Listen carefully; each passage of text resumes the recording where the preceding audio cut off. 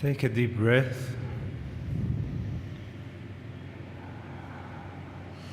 Go deeper into the center of your being here in the King Chamber, the Grand Pyramid of Giza, a pyramid that was built in honor for a benevolent king who was completely loved by his people.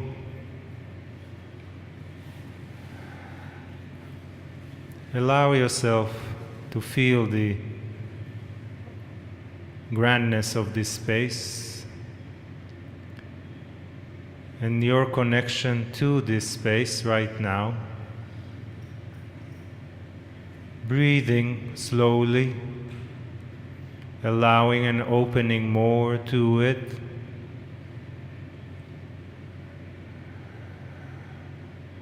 Find that stillness point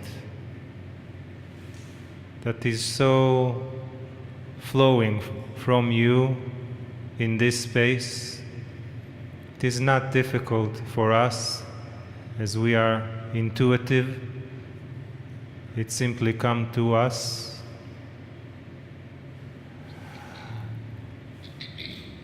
And let it grow, let it expand. Let that feeling become more of you right now. Take these moments that we're here and anchor them into your beingness, your immenseness, into your consciousness. Consciousness, seeking higher consciousness in a structure that was developed in high consciousness, in great elegance and wisdom, designed for tones, designed for note, designed for love and honor of a great king that was greatly loved. How much love you have inside of you right now. There is no limit. There is no limit. There is no limit.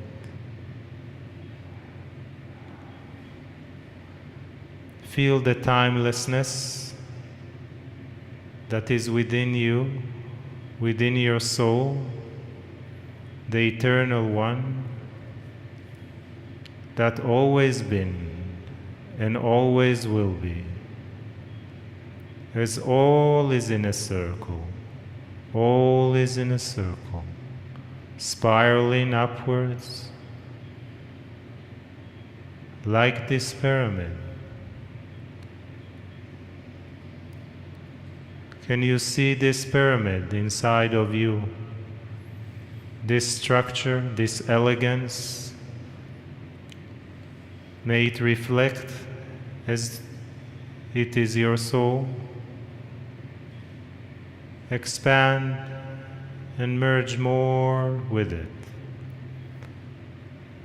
Being even deeper intuitively aware.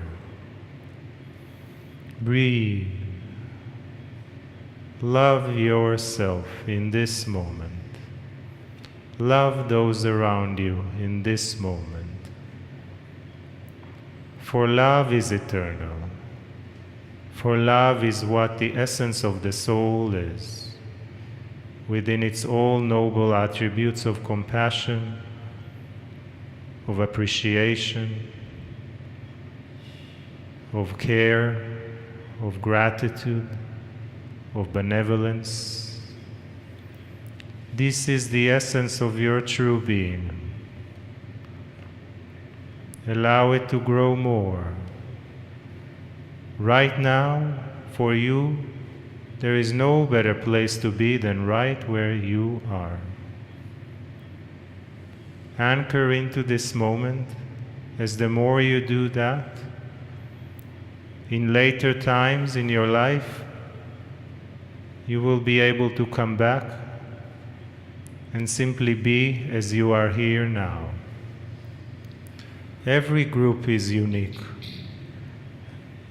and the coherence you are creating together is everlasting. The hundreds of thousands of people who have walked through here, the souls, in some way they are seeking what we are seeking, in their own understanding. They are feeling that there is something different here. Breathe. There may be no name or label for it, but your feeling and intuitive mind will take you there, into the no beginning and no end, pure eternal light surrounds you and through you. Breathe.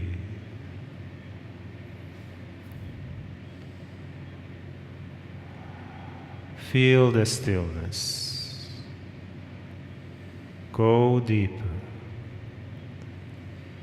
This is what this space is all about. Honor and welcome. Honor and welcome. And we'll continue with the wisdom, love, and guidance of Kryon. Greetings, dear ones. I'm Kryon of Magnetic Service. Indeed, we are in the Great Pyramid. In it, inside what has been called the King's Chamber. My partner has brought me here 2 other times.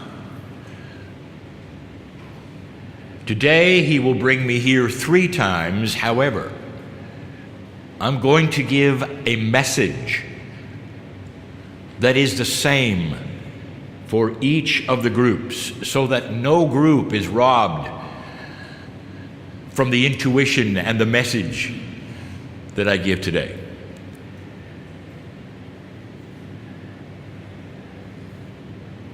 I want to examine for a moment one thing and then go someplace you don't expect me to go.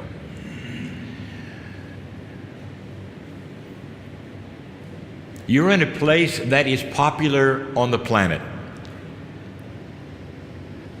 Thousands upon thousands upon thousands of individuals have walked up the ramp and sat in this place. Not all of them get to have the silence at the moment that you do. Not all of them get a time to ponder where you sit as you do. For the times of the general public, there's a lot of noise because the room seems to vibrate and echo in a certain way. I want to talk to those who have lived more than 50 years in this room, or perhaps those listening, half a century. And if I ask you about time particular, you would say, well, I've lived a very long time. Well, yes, that's by the clock. What does your consciousness tell you? And there will be those who will take a breath and say, my graduation from elementary school was a moment ago. The upbringing that I had, those that I've loved and lost, a moment ago. And you start to understand that the consciousness of a human being does not have the clock that the mechanics in Switzerland do. Your consciousness does not see time anyway, anywhere, even close to what you're told it's like. Did you know that this is a major study in physics? Is it possible that time is variable?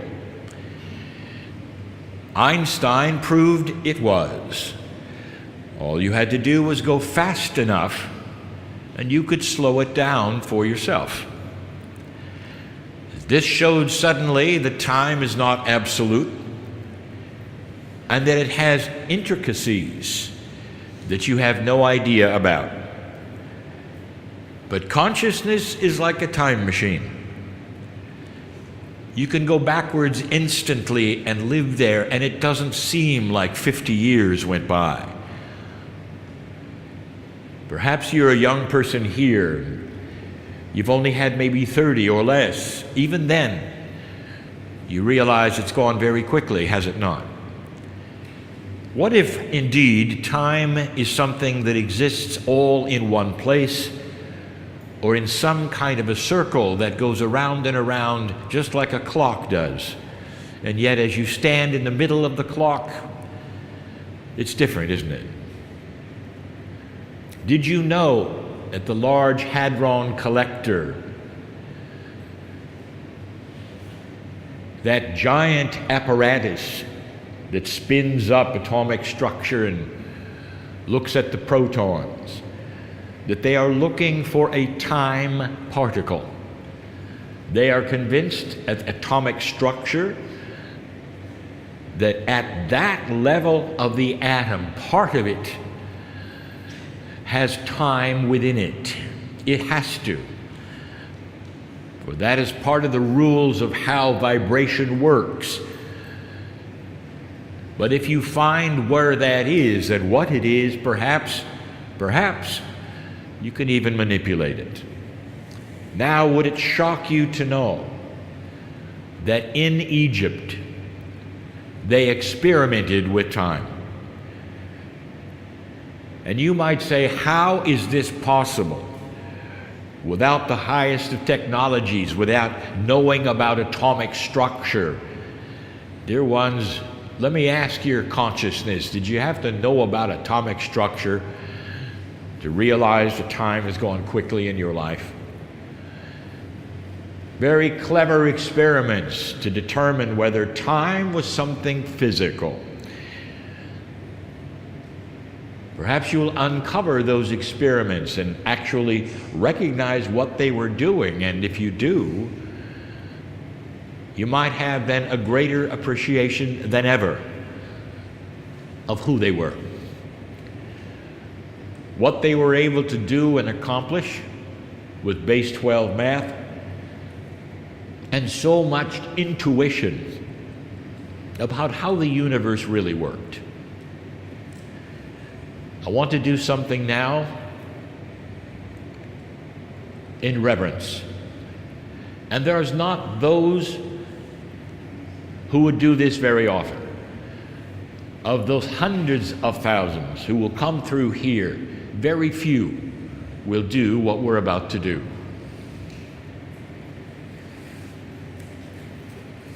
Do you believe the soul is eternal?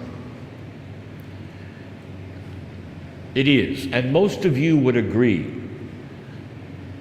If you talked to an Egyptian of the era of the building of this structure, and you ask them, or their priests, or their doctors, or their pharaohs, is the soul eternal?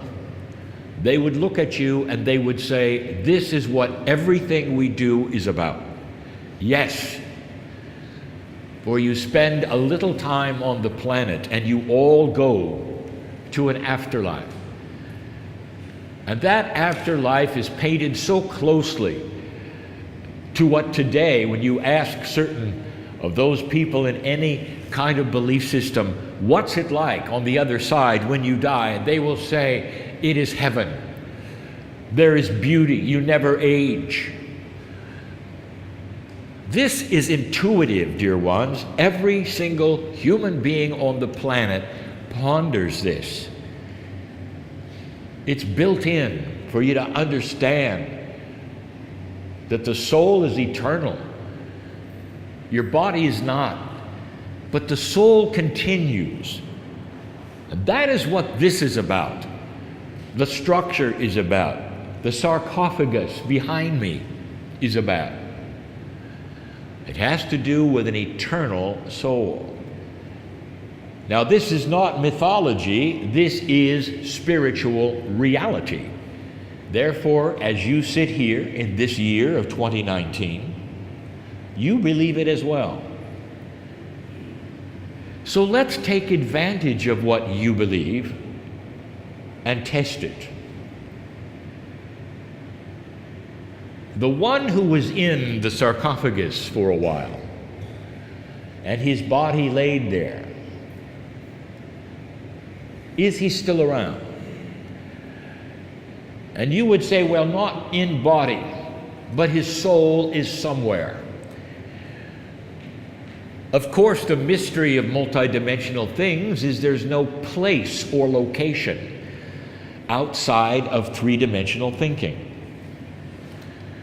So if you have a multidimensional energy, it has the ability to be everywhere. And if you doubt that, physics is studying that very thing, and they call it entanglement. So now we've established the one who this structure was built for, who laid in that sarcophagus, might actually still be around. Thousands of years. Thousands. Does it really make a difference? That's part of the time experiment in Egypt. Is it in a circle? Is it possible that mathematics could show this? These are questions that even your physicists are not able to answer because they don't have the elegance of the math that the Egyptians had. So let's turn the page.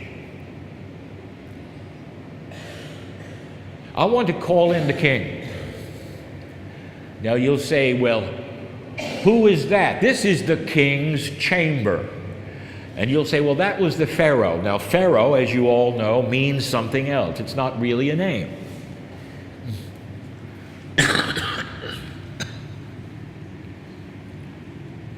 Let's call in the king, the one who laid in the sarcophagus, just for a moment. Not in a seance way, in a beautiful, benevolent way, understanding that time does not exist for him and his soul. Let's call him in and talk to him for a moment. And we're not going to call him by name. Dear King, we are in a sacred place and we are not here to violate it. We are here to respect it. Dear King, come and join us for just a moment and be safe with us. Dear King, we are not going to say your name because some of us know that's not the name your mother gave you. That's the name your lineage gave you. And in the recesses of the place where you would love your mother and your father, as they brought you up, they called you something else. We know this. So whatever name we say will be incorrect. So let us call you brother. Brother, we are in this place where they put you to go to the afterlife. This belongs to you. It has your name on it. This is your room. And we tell you this, we honor you. Of course you know this, but King, I have to tell you something. Almost all of the earth knows you. This tomb that you had built can even be seen from space. You're far more popular today than ever. But of course you knew that, for your soul is eternal. And if you can just stay with us for a moment, we're going to do something we have often done in other messages. I would like to take the word king, in English K-I-N-G, and what I want to do with it is assign a meaning to every letter for the day. One of the letters we're going to give to you, sir. And whatever you give us will be also transmitted in the next two groups who sit in this room with me, who will also be honoring you, not defacing, not doing anything but honoring your life and what happened here as a human being to you. K will be knowingness or knowledge. The knowingness or the knowledge that was able to put this together. There is an acknowledgement of the mystery. Even today, in this high-tech world, there had to be a knowingness beyond what is known by those in this year to make this place. There are those who say, well, with enough time and enough effort, anything can be done. Well, it can't be done without the mathematics to plan it. It cannot be done without the architects that spent years putting it together. And there's so much of a puzzle here. It's not just brick by brick, as you would say. It's what goes in first, what goes in last, so that things cannot be moved or taken out. What sizes are important, and there's more. We celebrate knowingness. And that was your civilization, sir. And we look upon you and what this is, and we celebrate the first letter, the knowingness. The I is going to stand for inspiration. Whose idea was this? And when it was first presented, did they roll their eyes? Or did they say, we can do it? Some of the architects got together and said, we can do it, but not in your lifetime. Perhaps they were right, perhaps they were wrong. But it didn't matter, for it has your name on it, and that's what matters. You see, the name on the pyramid that is yours is a name that will last forever. The culture knows that name.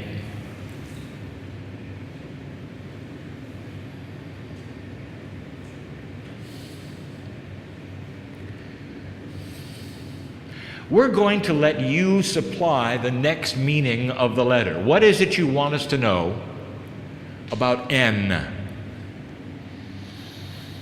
And whatever you give at this time in these ethers that I can transmit will be the same thing for all the groups. What is it that is an N that you want us to know? And the king is laughing, for he says it's notes, N-O-T-E-S. Now, king, does that mean you wrote a lot of notes? And he laughs more. And he said, you think this pyramid is about sound? Anything can make a sound. This is about notes. It is about the notes on the scale of vibration you call music. Notes. And what note or notes is it that you'd like us to know about? And he says 440 vibrations per second. Do you see any semblance of the fours we talked to you about earlier, dear ones? Here they are again. Now, those in music will recognize that. The king has just given us a secret. That happens to be the note A. Did you realize that 440 vibrations per second is the note that all symphony orchestras tune to worldwide? 440 cycles per second is the letter in music A. It is the first note of the musical scale. What a coinky-dinky. But what he wants to tell you is this chamber is tuned to 440 cycles per second.